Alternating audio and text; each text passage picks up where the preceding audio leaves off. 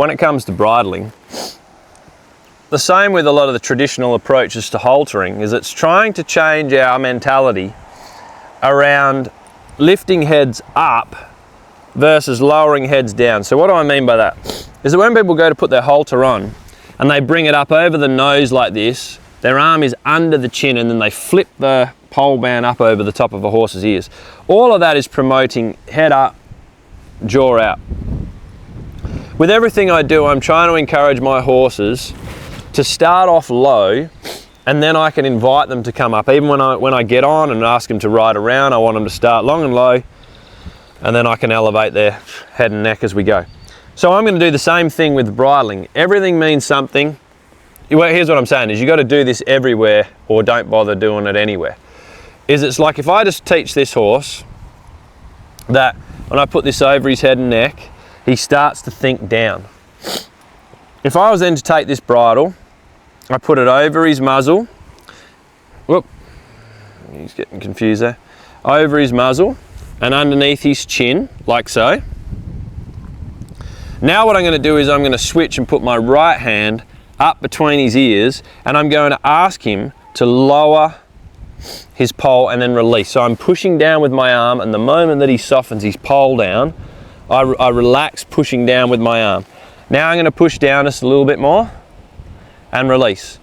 From here, now I can just drop the bridle down, work the side of his mouth, have him open his mouth, and then I switch hands. Head went up because there's a bit of motion and a wind just came up. I work his head down, release. Now watch, I'm going to take his ear, I'm going to push that one forward and lay it over, push that forward and lay it over. So I'm always working with his pole no higher than the top of his withers. There's a great saying that a horseman, Ronnie Willis, had for years, and it said, no horse is any taller than the tip of their ears when their nose is touching the ground. If my horses are soft and available to the bridle with their head below their withers, then if I sent my kids out to bridle the horses, even the biggest horse that we've got on the farm, soon as they put those reins over that horse's head and neck, they're already starting to come down and offer taking the bit. The other benefit with always working with your arm above and asking horses to soften is that the horse's teeth, their jaws they have like a curved teeth like that. So when their head is up, you have to clatter it over the top of the teeth. And even when you take it out, you're trying to lift it over the hook of the teeth. When the head is down, really low like that, the teeth open and the bridle will just come out, it'll just drop out. It has much more of a softening to it.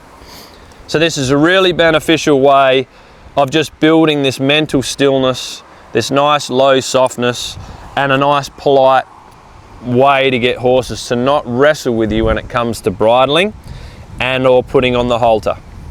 Just sort of think you're trying to encourage a nice low pole and a soft neck and a soft jaw in every circumstance that you can. So why not start with it even when you're putting the bridle on?